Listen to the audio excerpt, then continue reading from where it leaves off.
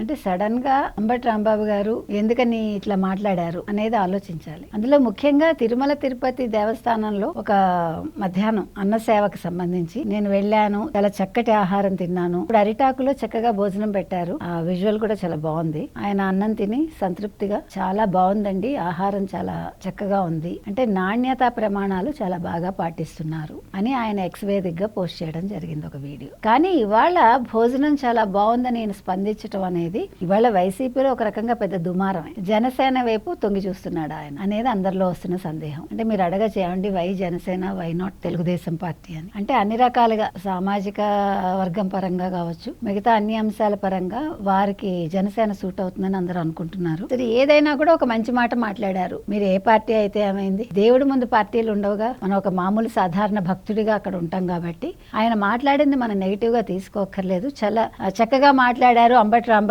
గారు. Maybe after so many years అనుకోవచ్చు మనం.